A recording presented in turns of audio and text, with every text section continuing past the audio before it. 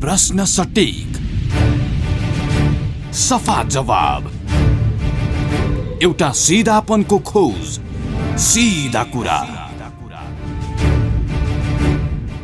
आजदेखि हामी क्यापिटल टेलिभिजनको औपचारिक प्रसारणमा जोडिएका छौँ र संवादका लागि आज हामीसँग क्यापिटल मिडिया ग्रुपका अध्यक्ष प्रकाश बाबु पौडेल हुनुहुन्छ। स्वागत छ तपाईँलाई। धन्यवाद। नयाँ वर्षको दिन हामी एउटा नयाँ योजनाका साथमा यो औपचारिक प्रसारण यात्रामा जोडिँदै गर्दा सन् 2021 के लिएर आउँदैछ हाम्रा लागि, त्यहीबाट सुरु। धन्यवाद। सर्वप्रथम त अब आज यो अङ्ग्रेजी वर्ष सन् 2021 को शुभ अवसरमा म आफ्ना सम्पूर्ण दर्शक मित्रहरूलाई र यसपालि देशवासीलाई पनि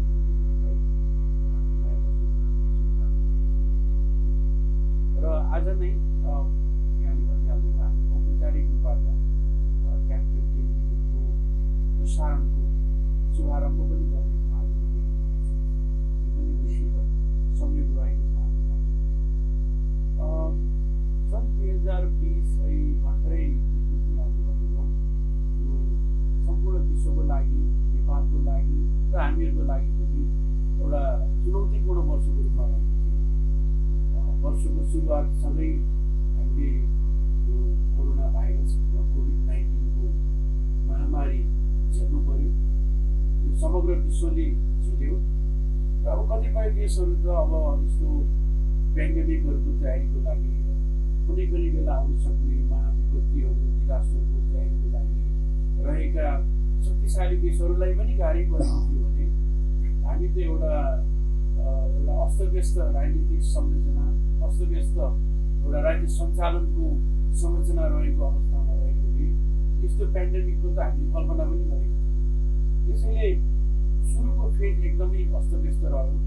यस्तो हामीले हाम्रो प्रसारणमा पनि, हाम्रो रेडियोको प्रसारणमा पनि जुन सुरुको लकडाउनको अवस्था रह्यो त्यो बेलाको दारुण अवस्थाको बारेमा मान्छेहरूको एउटा ठुलो लहरको काठमाडौँ छोडेर आफ्नो गाउँ, आफ्नो सहरतर्फ लागेको लाखौँ व्यक्तिहरूको लहरको लागेको थियो। कतिपयले यातायातका साधनहरू चढेर बाहिर जाने अवसर पाए, कतिपयले त्यो पनि पाएन, पैदलै गए। धेरै सयौँ किलोमिटर यात्रा गरे। भोका प्यासा मानिसहरूको लहरको खान नपाएका त्यस्ता व्यक्तिहरूसँग हामीले त्यो पहिलो लकडाउनको जटिल अवस्थामा पनि हाम्रो रिपोर्टर साथीहरूले अन द स्पोट गएर रिपोर्टहरू गऱ्यौँ र त्यो एउटा जटिल अवस्था थियो। र त्यो कोभिड-19 को च्यालेन्ज अहिले पनि सकिएको छैन।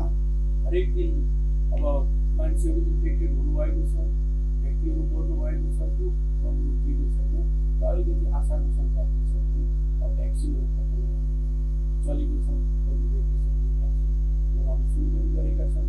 त्यसैले यो कोभिडको अवस्था हामीले थिएन। अनि त्यसपछि गएर यो आर्थिक प्रगतिको अब कुरा गर्दाखेरि यही कोभिडले नै हाम्रो धेरै जसो अर्थतन्त्र बिगार्यो। हाम्रो बजेट त्यसमै खर्च गर्नुपर्ने स्थिति आयो। त्यसले गर्दाखेरि ठुल्ठुला विकास निर्माणको परियोजनाहरू पनि अवरुद्ध रहे, सोसल प्रब्लमहरू त्यति नै आए। र त्यसपछि गएर अब विश्वको कुरा गर्दा थुप्रै अब एसिया र अरू मिडल इस्टमा राजनीतिक द्वन्द्वहरू बढे, अमेरिकामा जातीय द्वन्द्व बढ्यो। जस्तो अब मिडल इस्टको कुरा गर्दाखेरि तपाईँको अब सिरियाको अवस्था, त्यसपछि गएर इरानको अवस्था अत्यन्तै जटिल रहे। अहिले पनि अब मिडल इस्ट तनावमै छ। अनि त्यस्तै गरेर पछि यतापट्टि आएर यो भर्खरै नगर्नु काराबाखको विषयलाई लिएर आर्मेनिया र अजरबैजानको बिचमा युद्ध भयो र 100,000 व्यक्तिहरू त्यहाँ मारे। अफगानिस्तानको स्थिति पनि त्यस्तै रह्यो। र अब हाम्रो छिमेकी भारत र पाकिस्तानको द्वन्द्व कायमै रह्यो। र त्यसमा अझ भारत र चीनको बिचमा अर्को द्वन्द्व थपियो, लद्दाखको विषय आयो त्यतिखेर होइन। अनि त्यस्तै गरेर अब यो होल वर्ल्डमा नै एउटा यो पेन्डेमिक सहित हुनसक्छ अब यो पेन्डेमिकको कारणले पनि यो मानसिक तनाव बढ्दै गएर हो कि के हो भने, तर अघिल्ला वर्षहरूभन्दा यस वर्ष चाहिँ तनावहरू अलिक क्षेत्रीय द्वन्द्वहरू बढी र अलिक क्षतिपूर्ण तनावहरू चाहिँ हामीले देख्यौँ। र अब त्यस्तै गरेर अर्को एउटा ठुलो अपराइजिङ चाहिँ अमेरिकामै भयो, जुन एउटा संसारको एउटा महत्त्वपूर्ण डेमोक्रेटिक देश भनिन्छ। त्यहाँ चाहिँ नि अब यो रेसियल जुन के अरे रङ्गभेदी आन्दोलन, रङ्ग विरोधी आन्दोलनले एकदमै उचाइ प्राप्त गर्यो र त्यसमा चाहिँ नि अब केही व्यक्तिहरूको मृत्यु पनि भएको थियो पुलिस कारवाहीमा। र त्यसले अब अमेरिकन डेमोक्रेसीको अवस्था के छ भनेर पनि एउटा स्थितिको उजागर गरेको अवस्था रह्यो। पछि त्यही पृष्ठभूमिमा अमेरिकामा इलेक्सन भयो र राष्ट्रपति ट्रम्पको पराजय भयो र जो बाइडेन अमेरिकाको राष्ट्रपतिको रूपमा निर्वाचित हुनुभएको थियो। त्यसैले समग्रमा वर्ल्ड पनि एकदमै एउटा कठिन यात्राबाट अगाडि बढ्यो र त्यसको प्रभाव हामीमा स्वाभाविक हो, हामीले त्यो भोगिराखेका छौँ। अब जस्तो समग्रमा सन् 2020 कोरोनाको एउटा महामारी, कोरोनाले निम्त्याएका सङ्कटहरू, आर्थिक सङ्कट, सामाजिक सङ्कट र मानवीय सङ्कटबाट, त्यसको बासिटाबाट हामी त अछुतो रहेनौँ। अब अलिकति साँघुरिएर हेर्दाखेरि क्षेत्रीय द्वन्द्वका हिसाबमा जुन रूपमा भारत र पाकिस्तानको, जुन रूपमा भारत र चिनको द्वन्द्व भयो, हामी त कुनै न कुनै रूपमा ती देशसँग भूगोल जोडिएको मुलुक हो। हामीलाई चाहिँ त्यसको असर कसरी पर्यो? अब यो अब यो क्षेत्रीय द्वन्द्वको असर धेरै पहिलादेखि नै पर्दै आएको हो कृष्णजी। अब जस्तो हामीले सार्कको परिकल्पना गऱ्यौँ, खास भन्यो भने अब दक्षिण एसियामा हामीहरू करिब करिब सार्क अब पहिला 7 देश भन्थ्यौँ, अफगानिस्तान सहित 8 देश छौँ। हामीहरूको वेशभूषा, खानपिन, अब धर्मकै हिसाबले हेर्दाखेरि पनि होइन, र करिब करिब हामीहरूको सबै मिल्छ। अब एउटै खालको वेशभूषा, खानपिन, कल्चर, रिलिजन, यी सबै कुराहरू हुँदै पनि हामीले एउटा जुन सार्क राष्ट्रको अथवा सार्क रिजनको परिकल्पना गरेका थियौँ नि, त्यो पुरा हुन सकेन। त्यो किन पुरा हुन सकेन भने मेनली इन्डिया र पाकिस्तानकै कारण थियो। जस्तो अब हाम्रो बङ्गलादेशसँग कुनै समस्या छैन, हाम्रो पाकिस्तानसँग कुनै समस्या छैन, श्रीलङ्कासँग छैन, तर के भने इन्डिया एउटा ठुलो भूभाग भएको हुँदाखेरि अब हामी बङ्गलादेश त बस चढेर आफ्नै बस लिएर जाँदा पनि हुन्थ्यो नि, तर अब के भने इन्डियन टेरिटोरी क्रस गर्नु पर्यो। अथवा पाकिस्तान जान पनि मिल्थ्यो, खासै टाढा होइन, तर अब इन्डियन टेरिटोरी क्रस गर्नु पर्यो। अथवा त्यस्तै बङ्गलादेशको व्यक्तिहरू नेपाल आउँदाखेरि इन्डियन टेरिटोरी क्रस गर्नुपर्ने, पाकिस्तानकोले आउँदा इन्डियन टेरिटोरी क्रस गर्नु पर्यो। तर के भने अब इन्डिया र पाकिस्तानको प्रब्लमले गर्दाखेरि अब यी सहज यात्राहरू हुन सकेनन्, जुन हामीले पहिला परिकल्पना गरेका थियौँ त्यो हुन सकेन। नत्र भने मोटामोटी यो अहिले युरोपियन युनियनको जुन अवस्था छ नि, त्यो अवस्थामा जान हामीलाई त्यस्तो गाह्रो पनि थिएन। अब भाषाहरू पनि करिब करिब मिल्थ्यो, सबै धेरै कल्चरल्ली पनि हामी धेरै थियो, सबै थियो। हामी चाहिँ नि एउटा के नि free south Asian movement John जुन हुन्छ नि, खुल्ला यात्रा गर्ने जुन एउटा अवसर बनाउन सकिन्थ्यो, क्रिएट गर्न सकिन्थ्यो, त्यो चाहिँ नि हुन सकेन। त्यो किन भन्दा इन्डिया र पाकिस्तानको द्वन्द्वको कारणले नै हो। सन् 2020मा पनि त्यो झनै चर्कियो, त्यो चर्किएर गयो। र त्यसमा फेरि के भयो भने अब चाइनासँगको पनि द्वन्द्व इन्डियाको बढ्यो। त्यसले गर्दाखेरि अब चाइनासँग हाम्रो रिलेसन एकदमै राम्रो छ। चाइना एक किसिमले भन्दाखेरि हाम्रो विकास र निर्माणको एउटा सहयोगी साझेदार हुन्। थुप्रै परियोजनाहरूमा चाइनाले सपोर्ट गरेको छ। र अर्को अब हामीले 1000 किलोमिटर भन्दा बढी बोर्डर चाइनासँग हामीले सेयर गर्छौँ। त्यसले गर्दाखेरि हाम्रो जुन एउटा राम्रो सम्बन्ध रहँदै आएको छ। र अब यो इन्डियासँगको कन्फ्लिक्टले गर्दाखेरि कस्तो भने अब इन्डियाको एउटा पक्ष कस्तो छ भने नेपाल चाइनासँग धेरै नजिक भइसक्यो र अब हामीले उसलाई त्यो रिलेसन, उसको त्यो रिलेसनलाई ब्रेक गरेर अब इन्डियासँगै बढी निकट बनाउनु पर्ने अथवा हाम्रो सेक्युरिटी कन्सर्न चाहिँ नै रहेको हुँदाखेरि चाहिँ नि नेपाल त्यता ढल्कियो, अब ढल्किन दिनु हुँदैन भन्ने खालको एक्सर्साइजहरू, त्यस्तो अब एटिच्युडहरू इन्डियामा देखिएको छ। र अहिले बिचमा मिडिया क्याम्पेन पनि त्यस्तै भयो, त्यो हामीले देखि नै हाल्यौँ होइन। त्यसले गर्दाखेरि अब अहिले के भने जुन एउटा चाहिँ नि सहज शान्तिपूर्ण सम्बन्ध चाइनासँग थियो, अब एक खालको अब डिफिकल्टिज अब क्रिएट हुँदैछन् कि अब तिमीहरू चाहिँ नि यति चाइनासँग यति धेरै सहकार्य गर्न पाउँदैनौ अथवा यो हाम्रो लागि खतरा छ भनेर चाहिँ अब इन्डियन केही विद्वानहरूले तर्कहरू गर्न थालेको अवस्था छ र त्यसले निश्चय नै अब यो जुन रिजनल कन्फ्लिक्ट छ यसले हामीलाई पनि असर पारेको छ। हामीले जुन सम्बन्धहरू स्थापित गरेका थियौँ ती सम्बन्धहरूलाई बिगार्नको लागि यसले चाहिँ नै डेफिनेटली चाहिँ नि प्रभाव पार्न सक्छ। अब यो पक्षधर्तापूर्ण सम्बन्धको नकारात्मक प्रभाव चाहिँ के पर्यो हामीलाई? जस्तो भारत र चीनको द्वन्द्व हुँदै गर्दा हामीले पनि त लिपुलेक लिम्पियाधुरा कालापानी त्रिदेशीय सीमामा जोडिएको क्षेत्रको नक्सा समेटेर निकाल्यौँ। भारतसँग गएर जोडियो, चीनसँग गएर जोडियो र यी दुवै मुलुकलाई एउटा समान दूरीमा राखेर हामीले लाभ लिन सक्ने सम्भावना हुँदाहुँदै हामी दुवै मुलुकसँगको सम्बन्धमा एक खालको अविश्वास सिर्जना गरिराखेको परिस्थितिबाट यो 2020मा गुज्रियो होइन। अब यो चीनले यो मामिलामा अथवा भारतले यो मामिलामा के गर्न सक्ने सम्भावनाहरू देखिन्छ यति बेला? किनकि अहिले भनिराखेको छ है दुई देशको बिचको एक खालको द्वन्द्वका कारणै सङ्घीय संसद भङ्ग भएको हो कि भन्ने विश्लेषण पनि भइरहेको छ। अब मेरो विचारमा मलाई कस्तो लाग्छ भने जतिखेर अब इन्डिया र चाइनाको बिचमा त्यो म्युचुअल ट्रेड प्रमोसन गर्नको लागि उहाँहरूले चाहिँ नि त्यो लिपु लेकको एरियाबाट जुन एउटा बाटो खोल्ने अथवा चाहिँ त्यो ट्रेड पोइन्ट त्यताबाट बनाउने भन्ने अब इन्डिया र चाइनाको बिचमा एग्रिमेन्ट हुँदाखेरि पनि हाम्रो नेसनल गभर्मेन्टले त्यसको विरोधमा अडान लिएको, उहाँले अडान लिनुभएको हो कि यो चाहिँ नि गलत हो। किनभने त्यो टेरिटोरी त अलरेडी त्यो बेलामा पनि विवादित थियो। नेपालले क्लेम गरेकै टेरिटोरी हो, हाम्रो हो, लिपुलेक, कालापानी, लिम्पियाधुरा होइन, यो हाम्रा चाहिँ नि टेरिटोरीहरू हुन्। किनभने हाम्रो हिस्टोरिकल त्यो फ्याक्टहरू हामीसँगै छन्, त्यो अब हाम्रो टेरिटोरी हो। तर अब के भने अब इन्डो चाइना वारको बेलामा जुन अब इन्डियन आर्मीले हाम्रो टेरिटोरीमा आएर बेस बनाएको र त्यो बेस अहिले पनि छ, मिलिट्री बेस। अनि त्यो अब विवादित ठाउँ रहँदै पनि अब त्यो दुवै देशले त्यतिखेर अब आफ्नो ट्रेड भोल्युम बढाउनु पर्छ भनेर त्यो एग्रिमेन्ट गरे, हामीले विरोध गऱ्यौँ।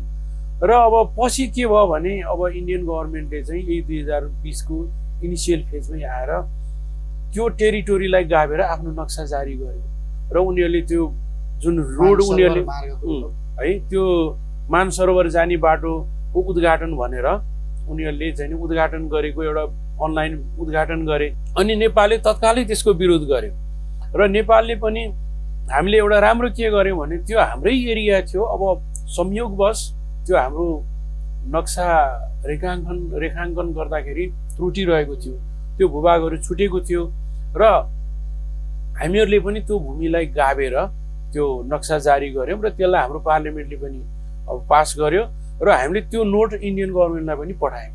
अन्त त्यो पहिले पनि नेपालले प्रोटेस्ट गरेको हो, तिमीले यसो गर्नु हुँदैन थियो, हाम्रो टेरिटोरी गाभेर तिमीले नक्सा बनायौ भनेर। अनि पछि अब इन्डियाले नसुनेपछि हामीले त वार्ता गर्न खोजेकै हो नि हाम्रो गभर्मेन्टले होइन, सुनवाई भएन। अनि पछि अब नेपालले पनि बाध्य भएर त्यो टेरिटोरी गाभेर आफ्नो नक्सा जारी गर्यो, पार्लियामेन्टले त्यसलाई पास गर्यो। त्यसपछि के भने इन्डियासँग हाम्रो सम्बन्ध बिग्रियो र इन्डियाको एउटा लबीले के भन्यो भन्दाखेरि चाइनाको उक्साहटमा चाहिँ नै नेपालले त्यो नक्सा जारी गर्यो, इन्डियासँग चाहिँ नै दुश्मनी मोल्यो भनेर इन्डियाको एउटा पक्षले मिडिया क्याम्पेन गरे, ठुलै मिडिया क्याम्पेन भयो होइन। त्यो चाहिँ नै दुर्भाग्यपूर्ण थियो र अब हामीले त्यो एउटा हाम्रो टेरिटोरीको रक्षा गरेको हो, हामीले त्यसलाई चाहिँ क्लेम गरेको, हाम्रो टेरिटोरी अरू कसैले अकुपाई गरेका थियो, हामीले यो तिम्रो टेरिटोरी होइन यो हाम्रो टेरिटोरी हो भन्यो। त्यसैले यो 2020मा यो विषय अत्यन्तै महत्त्वपूर्ण रह्यो, हामीले राम्रो डिसिजन गऱ्यौँ र अब यो वार्ता जारी नै छ इन्डियासँग होइन। अब यो कहिलेसम्म त्यो कुरा पनि आइरहेको छ। 2020मा हामीले सुरु गरेको एउटा यो सुखद अध्याय 2021लाई एउटा चुनौती हो। हामी यो पार लगाउन सक्ने पोजिसनमा छौँ कि छैनौँ भन्दै गर्दा त्यसका लागि एउटा गर्भिलो दबाब अथवा वैधानिक दबाब दिनुपर्ने एउटा निकाय हामीले भङ्ग गरिसकेका छौँ। सङ्घीय संसद भङ्ग भएको छ, नयाँ जनादेशको लागि जाने भन्ने एक खालको नीति तय भएको छ, चुनाव हुन्छ कि हुँदैन अदालत अथवा निर्वाचन आयोग लगायतसँग जोडिएकै झमेलाहरू बाँकी भएको अवस्थामा हामी त्यो भन्न सक्ने अवस्था छैन। 2021ले त्यो चुनौती पार लगाउन सक्ने देखिनुहुन्छ? यो एकदमै महत्त्वपूर्ण विषय हो कृष्णजी। अब हामीले भर्खरै चर्चा गऱ्यौँ 2020मा त्यस्तो एउटा युगान्तकारी डिसिजन हामीले गऱ्यौँ जुन एउटा राष्ट्रिय स्वाभिमानको लागि अत्यन्तै ठुलो विषय रहेको थियो। र अब हाम्रो पार्लिमेन्ट विघटन भएको छ, निश्चय नै यो अत्यन्तै दुःखद विषय हो। र अब यही पार्लिमेन्टले डिसिजन गरेको हो कि त्यो हाम्रो टेरिटोरी हो, त्यसलाई हामीले फिर्ता ल्याउनुपर्छ भनेर हाम्रो पार्लिमेन्टले डिसिजन गर्यो र राष्ट्रपतिले त्यसलाई एप्रुभल पनि गर्नुभयो होइन। र अब त्यो विषय रहँदा रहँदै अहिले पार्लिमेन्ट डिजल्भ भएको छ र अब अहिले एक किसिमले भन्दा काम चलाउ गभर्मेन्ट मात्रै रहेको छ जुनसँग कुनै पनि सन्धि सम्झौता गर्ने अथोरिटी रहँदैन, किनभने अब त्यो लिजिटिमिटी एक्सपायर भइसकेको छ। त्यसैले अब यो एउटा जटिल विषयमा हामी प्रवेश गरेका छौँ र यसरी अब जुन महत्त्वपूर्ण विषय हामीले उठायौँ र त्यो डायलग गर्नुपर्ने अवस्था रहँदा रहँदै त्यो किनारामा नपुगेको अवस्थामा पार्लिमेन्ट डिजल्भ भयो र इलेक्टेड गभर्मेन्टको जुन एउटा लेजिटिमिटी पनि त्यो सिद्धियो। र अब यो गभर्मेन्टले त्यो फिर्ता ल्याउन सक्दैन, त्यो हैसियत पनि राख्दैन, यो काम चलाउ गभर्मेन्ट हो। र अब गभर्मेन्टले अब वैशाखमा चुनाव हुन्छ भनेर एउटा एनाउन्समेन्ट गरेको छ र अब पार्लिमेन्ट डिजल्भको विषय पनि अब सुप्रिम कोर्टमा गएको छ होइन। अब सुप्रिम कोर्टले के गर्छ त्यो पहिला हामी त्यो डिसिजन हेरौँ। अब सुप्रिम कोर्टले त्यसलाई पुनर्स्थापना गर्यो भने यसले एउटा कोर्स लिन्छ र अब सुप्रिम कोर्टले पनि प्रधानमन्त्रीले विघटन गर्नुभएको विषयलाई सही ठहर्याइदियो भने राष्ट्र फेरि अर्को विषयतिर जान्छ, अर्को कोर्स लिन्छ देशले। र अब चुनाव हुन्छ कि हुँदैन त्यो पनि एउटा प्रश्नको कुरा छ। समग्र मुलुक अहिले अब यो अब कोभिड-19 को महामारीमा गुज्रिराखेको छ, इकोनोमिक एक्टिभिटिजहरू ठप्प छन्, बजेट एकदमै लिमिटेड छ र अब देशले यो चुनाव धान्न सक्छ कि सक्दैन, अथवा यो सरकारले गर्ने चुनावको वैधानिकतामाथि पनि भोलिका दिनमा राजनीतिक तहबाट प्रश्न उठ्छ। त्यो पनि एउटा बहसको विषय हो होइन। अब त्यो भएको हुँदाखेरि चुनाव पहिला त अब पार्लिमेन्ट अब सबभन्दा राम्रो पार्लिमेन्ट पुनर्स्थापना भइदियो सबभन्दा राम्रो, त्यसपछि हुने पोलिटिकल एक्सर्साइजहरू अर्को विषय छन्। केपी ओली नै प्रधानमन्त्री हुनु होला, विश्वासको मत पाउनु होला नपाउनु होला त्यो अर्को विषय हो। र अब यो डिजल्भ साँच्चै नै अब कोर्टले वैधानिक ठहराइदियो भने र इलेक्सन हुन सकेन भने के गर्ने, त्यसले गर्दाखेरि हामी फेरि एउटा लामो राजनीतिक अस्थिरतातर्फ हामी अगाडि बढ्छौँ। अहिले जुन यो सङ्घीय संसद भङ्ग हुँदा हुँदा त्यसका प्रभावहरू प्रदेश तहसम्म पुगिसकेका छ, प्रदेश सरकारहरूमा पनि पुगिसकेका छ। कतै यो लिपुलेक लिपियाधुरा कालापानीसँग जोडिएको स्वार्थको लडाइँको रिजल्ट त हो। अब हेर्नुहोस्, अब यो खालको अहिले मतहरू विश्लेषण स्वयं प्रधानमन्त्री आफैले पनि लामो समयदेखि गर्दै आएको विषय हो। मैले नक्सा जारी गरेँ, त्यसकारण मलाई राजीनामा माग्यो, त्यसकारण सरकार फेर्न खोजियो, प्रधानमन्त्री आफैले पनि भनेको अवस्था हो। घटनाक्रमले त्यसलाई पुष्टि गर्छ कि गर्दैन? यो अब एकदमै अलिकति सूक्ष्म दृष्टि दिँदाखेरि यहाँले भन्नुभएको विषय पनि कहीँ न कतै यसले सरोकार राख्छ कि जस्तो पनि लाग्छ। हालाकि त्योसँग हामीसँग कुनै यथेष्ट प्रमाणहरू त छैन, किनभने उहाँ अब्सोल्युट मेजोरिटीमा प्रधानमन्त्री हुनुभएको। अब यो मेजोरिटी रहँदा रहँदै एकाएक चाहिँ नि यो पार्लिमेन्ट विघटन गर्नु के त्यस्तो बाध्यता आइपर्यो भन्ने कुरा कहिले कहिले हामी पनि सोध्छौँ। कुनै त्यस्तो हिडन फ्याक्टहरू केही छ कि भन्ने पनि लाग्छ। अब त्यो पनि एउटा अब सोच्न सकिने विषय हो। ठ्याक्कै प्रमाणहरू नभए पनि प्रधानमन्त्री आफैले पनि त्यो कुरा उठाउनु भएको हो कि यो कारणले मलाई अप्ठ्यारो पर्यो भन्ने। र अब इन्डियन मिडियामा पनि अब धेरै ठुलो प्रोपेगेन्डाहरू भएकै हुन् होइन। अब त्यो लिपुलेकको विषय र त्यो बेलामा प्रधानमन्त्रीले लिनुभएको अडानलाई इन्डियाको एउटा पक्षले नरुचाएको कुरा स्पष्ट हो होइन, त्यो जगजाहेरै छ। अब अनि अब इन्डियाले डायलग गर्न नखोजेको पनि हो, तर पछि अब फेरि अब इन्डियाको तर्फबाट अब रको प्रमुख आउनु, त्यसपछि गएर विदेश मन्त्री आउनु होइन, अनि आर्मी चिफ आउनु, यो पनि एक खालको सिरिज छ नि, एकपछि अर्को गर्दै गर्दै आउने चाहिँ। अब हुन त अब यो नियमित हुन पनि सक्छन् अथवा संयोग पनि हुनसक्छ होइन। तर अरू त संयोग नहोला, तर रको प्रमुख किन आउनुभयो भन्ने बारेमा चाहिँ अब हाम्रो नेपालमा सर्वत्र चासोको विषय रहेको थियो र यसमा थुप्रै आशंकाहरू पनि पछाडिको राजनीतिक घटनाक्रम भयो भन्ने पनि छ। हो, त्यतिखेर पनि आशंकाहरू जाहेर गरिएका थिए, आशंकाहरू आएका हुन् रहको प्रमुख किन आउनुभयो र अब यो रहको प्रमुख आएपछि यहाँ यो राजनीतिक समीकरणमा फेरबदल हुन सक्छ अथवा इन्डियाले चाहिँ यस्तो अवस्था क्रिएट गरिदिन सक्छ भन्ने आशंकाहरू गरिएका हुन् र अब सन्दर्भ अब त्यस्तो खालको विषय चर्चाहरू हुनु र अहिले प्रधानमन्त्रीले ठ्याक्क पार्लियामेन्ट डिजल्भ गर्दाखेरि चाहिँ कहीँ त्यो जोडिएको छ कि भन्ने आशंका चाहिँ स्वाभाविक रूपबाट आउँछ होइन। हालाकि त्यसको कुनै त्यस्तो प्रमाणहरू चाहिँ नै छैन। भारतकै रुचि अनुसार सरकार भङ्ग अथवा सरकार असफल बनाइदिए पनि अब हामीले हाम्रो भूमिको भूमि फिर्ता गर्ने प्रश्नमा अगाडि चालेको कदमबाट त मुलुक पछाडि हट्दैन। त्यसले त एउटा कोर्स लिइसक्यो। त्यसैले अब प्रधानमन्त्री एक्लैले चाहेर ल भइगयो त्यतिखेर हामीले चाहिँ मिस्टेक गरेछौँ अब हामी त्यो विषय चाहिँ नै उठाउँदैनौँ भइगयो भनेर उहाँले भनेर त त्यसले मान्दैन नि त। अब संसदबाट अनुमोदन भइसक्यो, पार्लियामेन्टले अनुमोदन गरिसक्यो, संशोधन भइसक्यो, राष्ट्रपतिले छाप लगाइसक्नुभयो, राजपत्रमा पब्लिस भइसक्यो, जनताले त्यो चाहिँ हामीले त्यो डिसिजन त जनताको मनमा पुगिसक्यो। यो हाम्रो हो भन्ने त जनतामा छ, पहिला पनि थियो र यो डिसिजन गरिसकेपछि अझ त्यो स्ट्रङ फिलिङ्सको रूपमा जनतामा छ नि। त्यसैले इन्डियाले चाहँदैमा अथवा यो गभर्मेन्ट फेरबदल हुँदामै त्यो विषय चाहिँ नि स्याडोमा पर्छ, यो देशले छोड्छ भन्ने त होइन नि। त्यो त त्यस्तो कुरा उजागर भयो भने त झन् यो स्ट्रङली जनताहरूले प्रोटेस्ट गर्छन्। अब सन् 2020मा हाम्रो नेपाल राष्ट्रले चाहिँ के गुमायो के देखिन्छ? एउटा हामीले संसद गुमायौँ, एउटा राजनीतिक स्थायित्व गुमायौँ लगभग।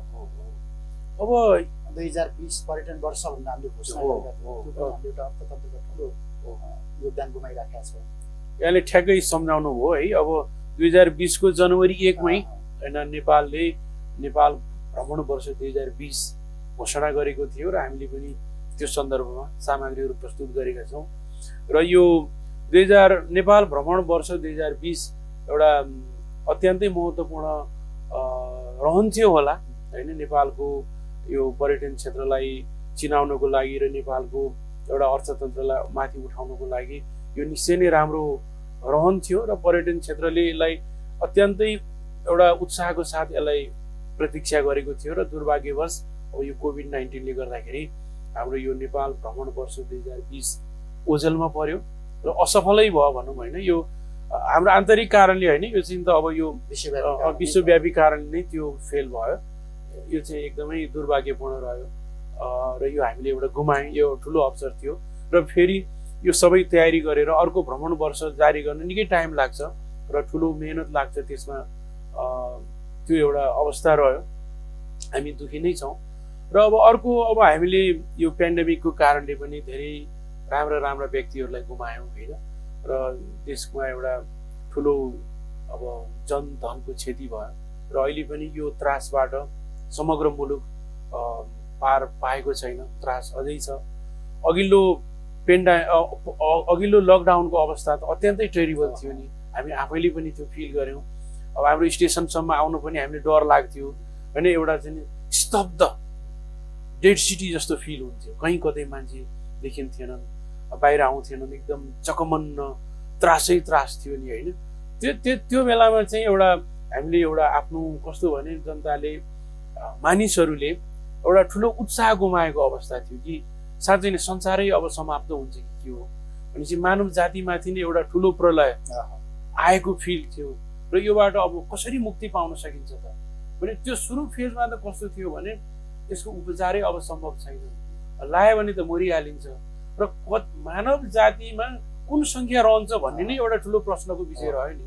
त्यसैले यो एउटा ठुलो एउटा गुमाएको अवस्था थियो र वर्षको अन्त्यतिर एउटा उत्साह हामी बिस्तारै सामान्य जीवनतर्फ फर्किँदैछौँ र मान्छेले यसलाई अलिकति सहज ढङ्गले लिँदै गएका छन्। हालाकि यसमा सावधानी चाहिँ नै अपनाउनु नै पर्छ, यो अब खतरनाक रोग हो होइन। र अब यो जुन भ्याक्सिनहरू जस्तो रसियाले स्पुतनिक भी निकालेको छ होइन, अब अक्सफोर्डले निकालेको त अमेरिकाबाट निस्किँदैछन्, चाइनाको 2-3टा कम्पनीहरूले निकाल्दैछन्। त्यसले गर्दाखेरि यो अवस्था अब अहिले चाहिँ अलिकति उत्साहजनक छ र यसले हाम्रो जनजीवनमा पनि अहिले यहाँले भनिहाल्नु हो अब उत्साह छाएको छ, चहल पहल बढेको छ र मान्छेहरू बिस्तारै ब्याक टु नर्मल सिचुएसनमा छ। अन्त्यमा मैले समग्र नेपालको राष्ट्रिय राजनीतिमा प्रभाव पारेका दुईवटा विषय जुन अहिलेको सरकारको भाग्य र भविष्यसँग पनि सरकार रहँदै आयो लामो समयदेखि, तपाईँले लामो समयदेखि अध्ययन पनि गरिरहनु भएको छ। बेल्ट एन्ड रोड इनिसिएटिभ, चाइनाले अगाडि सारेको BRI र अमेरिकाले अगाडि सारिराखेको नेपालले हस्ताक्षर गरिसकेको लामो समय पछाडि सार्वजनिक भएको MCC को द्वन्द्व, यो दुईटा द्वन्द्वबाट हामी बाहिर निस्किँदै गर्दाखेरि राष्ट्रिय स्वार्थलाई हेर्दाखेरि कुन पक्षधर्ता लिँदाखेरि नेपालको राष्ट्रियतामा, स्वाधीनतामा, समृद्धिमा टेवा पुग्छ? अन्त्यमा हजुर, अब हेर्नुहोस्, यो दुईटा विषयहरू रहे। एउटा विषय भनेको MCC, त्यो अमेरिकाको इनिसिएसनमा भएको, त्यसमा भारत लगायतका मुलुकहरू छ र त्यसको एक खालको प्रस्ताव गरिएको छ। दोस्रो अब BRI होइन, BRI चाहिँ नि चीनले अघि सारेको विषयवस्तु रहेको छ होइन। अब मेरो आफ्नो पर्सनल फिलिङ्समा भन्नुहुन्छ भने जे भए पनि नजिकको छिमेकी नै असर हुन्छ, किन हामी त 1000 किलोमिटर भन्दा बढी बोर्डर त चाइनासँग सेयर गरेका छौँ होइन। त्यस्तै इन्डिया छिमेकी फेर्न सकिँदैन, साथी फेर्न एकदम हामी छिमेकी फेर्नै सक्दैनौँ। त्यसले गर्दाखेरि चाइनालाई चिडाएर हामी अमेरिकासँग नजिक हुन खोज्दाखेरिको परिणाम अत्यन्तै प्रतिकूल रहन सक्छ हामीलाई, किनभने अहिले पनि हाम्रो दुईटा नाकाबाट देशको लागि आवश्यकता पर्ने धेरै जसो दैनिक उपभोग्य सामग्रीहरू आउँछ। यदि ती ठप्प हुने अवस्थामा गयो भने हामीहरूको जीवन नै जटिल हुन्छ, गाह्रो हुन्छ। त्यस्तै गरेर विकास र निर्माणमा चाइनाले निकै ठुलो सहयोग गरेको छ र यो क्रम 11वटा नाका त हामीले पनि गरि नै रहेका होइन, त्यो छ। र अर्को कुरा के भने BRI-मा हामी रहँदाखेरि रेलवे लिङ्क हुन्छ हामीसँग, त्यो हाम्रो राष्ट्रको लागि एउटा कायापलट ल्याउने विषय रहन्छ जस्तो मलाई लाग्छ, किनभने त्यो रेलको लिङ्क यहाँ आउनु भनेको हाम्रो रेल पनि युरोपसम्म पुग्ने, यहाँबाट बेजिङ हुँदै, बेजिङबाट उलान बाटोहरू हुँदै, मास्को हुँदै बर्लिनसम्म हामी पुग्छौँ। र त्यो मलाई के लाग्छ भने इन्डियाको लागि पनि अवसर हो त्यो, किनभने इन्डियाको रेलवे युरोप पुग्नको लागि अरू कुनै लिङ्क छैन। यदि नेपालसँग चाइनिज रेल लिङ्क भयो भने इन्डियाको पनि एउटा प्लानिङ त गरेको छ, उहाँले पनि प्रस्ताव गर्नुभएको छ रक्सोल काठमाडौँ रेलवे लिङ्क। मलाई लाग्छ यो चाहिँ नि BRI-को जुन रेलवे लिङ्कको कुरो छ नि, यो इन्डियाको लागि पनि फाइदा छ। दिल्लीबाट छुटेको रेल काठमाडौँ बेजिङ हुँदै त्यो युरोप पुग्छ। उहाँहरूको पनि अर्को कुनै त्यस्तो अप्सन त छैन नि त, कि त पाकिस्तान हुँदै क्रस गर्नु पर्यो होइन, गाह्रो छ। आकाशै परिवर्तन गरेर हिँड्ने अवस्था होइन, अहिले त्यो छ। त्यो भएको हुँदाखेरि मलाई के लाग्छ भने अब अमेरिका पनि हाम्रो एउटा महत्त्वपूर्ण साझेदार हो। नेपालको थुप्रै अब पूर्वाधार निर्माण, शिक्षा, स्वास्थ्यमा अमेरिकाले योगदान पुर्याएको छ, त्यसलाई मैले पोजिटिभ नै लिन्छु। तर जे भए पनि हामीले हेर्दाखेरि छिमेकी नै नजिक हुन्छ र छिमेकीलाई चिड्याएर कुनै एउटा टाढाबाट प्रस्ताव गरिएको प्रस्तावलाई स्वीकार गर्नु, त्यो MCC भारतसम्मबाट मात्रै आइदिएको भए पनि पुनर्विचार गर्नुपर्ने एउटा दबाब हो। त्यो अर्को विषय रहन्थ्यो होइन, किन इन्डियाले प्रस्ताव गरेका विषयलाई हामीले कहिले नगारेका छौँ होइन। रिजनल कोअपरेसनको बारेमा इन्डियाले जुन प्रस्तावहरू ल्याएको छ हामीले त स्वीकारै गरेका छौँ। तर यो के भने अलि सामरिक हिसाबले आएको जस्तो देखियो कि, त्यसले गर्दाखेरि भोलि हामी अर्को द्वन्द्वमा पो फसिन्छ कि भन्ने चाहिँ चिन्ता रहेको छ। अहिलेको राजनीतिक अस्थिरताको पछिल्तिर यी दुईटा तत्त्वले कतिको काम गरिराखेको जस्तो देखिन्छ तपाईँले? किनकि नेकपाभित्रको जुन द्वन्द्व सुरुका दिनमा देखियो कारण यही थियो। अब अहिलेको अस्थिरता पनि नेकपाकै द्वन्द्वको परिणाम हो भनिराखिएको छ र देखियो पनि छ। हो, यो पनि एउटा अब कारण हुन सक्छ। अहिले म ठ्याक्कै भन्न त सक्दिनँ होइन। अब व्यक्तिगत इगोका कारणहरू पनि हुन्छन्, राजनीतिक लाइनका विषयवस्तुहरू पनि हुन्छन्। के भने अब यो कम्युनिस्ट पार्टीमा चाहिँ लाइन नमिलेपछि फुटिहाल्ने, अब व्यक्तिको इगो पनि एउटा फ्याक्टर रहन्छ। र अब यो सन्दर्भमा यो MCC पनि, किनभने कम्युनिस्ट नेकपाभित्रको विवादको विषय यो पनि एउटा हो, किनभने अब अध्ययन दल बन्यो, अध्ययन दलले फेरि प्रतिवेदन दियो होइन। यी विभिन्न विषयवस्तुहरू त आए, अब पार्लिमेन्टमा पास गराउने कुराहरू आएको थियो होइन। अब एउटा समूहले पास गर्दिन भनिसकेपछि त्यो पास हुन नसक्ने अवस्था पनि रहेको थियो, हुनसक्छ। यो पनि एउटा फ्याक्टर होला। तर यो नै सबै चाहिँ होइन जस्तो मलाई लाग्छ। भने समग्रतामा हामीले राष्ट्रको हित हेर्नु पर्यो, छिमेक हेर्नु पर्यो होइन, दुईटा मलाई त्यस्तै लाग्छ। स्वाभाविक रूपमा अहिले उठिराखेको प्रश्न त्यही हो। अन्त्यमा आम श्रोता, दर्शक, पाठक, शुभेच्छुक सबैलाई के भन्नुहुन्छ? किनकि हामी सुनिराखेका छौँ, बोलिराखेका छौँ, देखिराखेका छौँ, पढिराखेका छौँ, सबै माध्यमबाट हामी गइराखेका छौँ हाम्रो रूपमा अहिले। अब अन्त्यमा हाम्रा समस्त दर्शक महानुभावहरूलाई क्यापिटल मिडिया ग्रुपको एउटा मिडियासँगको यात्रा 1 दशकभन्दा बढी भयो। हामीले रेडियोबाट आफ्नो यात्रा सुरु गरेका थियौँ र यो अनलाइन संस्करण हुँदै अब अहिले टेलिभिजनको चरणसम्म आइपुगेको छ। हामीले सधैँ एउटा जिम्मेवार मिडियाको भूमिका निर्वाह गर्यौँ र आगामी दिनहरूमा पनि हामीले एउटा जिम्मेवार मिडियाको रूपमा हामीलाई प्रस्तुत गर्नेछौँ र रेडियो अनलाइन प्रविधिबाट यहाँहरूसम्म आइपुगेका थियौँ भने अब हामी यहाँको घर घरमा यहाँहरूको टेलिभिजन सेटसम्म आइपुगेका छौँ र आज हामीले औपचारिक ढङ्गबाट आफ्नो प्रसारणलाई सुरु गरेका छौँ र हाम्रो अनलाइन संस्करण, हाम्रो एप मोबाइल एप, अनि त्यसपछि गएर रेडियो प्रसारण, यी सबै हाम्रा प्रविधिहरूको प्रयोग हामीले गरि नै रहनेछौँ र यहाँहरू समक्ष अझ लोकप्रिय र तथ्यपरक सूचना, मनोरञ्जनका सामग्रीहरू प्रस्तुत गर्ने प्रण आजको दिनमा म गर्न चाहन्छु। हुन्छ, समय संवादलाई धन्यवाद। हस्, धन्यवाद। प्रकाश बाबु पौडेल क्यापिटल मिडिया ग्रुपका अध्यक्ष, नेपाल चीन, नेपाल भारत मामिलाका विज्ञ पनि हुन्छ। त्यस हिसाबमा हामीले समग्रतामा हाम्रा कुरा मात्रै गरेनौँ, विश्व राजनीतिमा सन् 2020ले पारेका प्रभावहरू, विश्व राजनीतिमा कोभिड-19ले 2020मा पारेको प्रभाव, विश्व अर्थतन्त्रमा पारेको प्रभाव, समग्र एसियाली मुलुकहरूमा चीन अनि पाकिस्तान, चीन भारत, चीन नेपाल अनि नेपाल र भारतको सम्बन्धको सन्दर्भ सँगसँगै हाम्रा कुरा पनि आजको यो बसाइमा हामीले जोड्यौँ। समय अनि संवादका लागि म प्रकाश बाबु पौडेललाई फेरि पनि धन्यवाद दिन्छु। क्यापिटल टेलिभिजन हेर्दै गर्नुहोला। नमस्कार। प्रश्न सटीक, सफा जवाब, एउटा सिधापनको खोज, सिधा कुरा।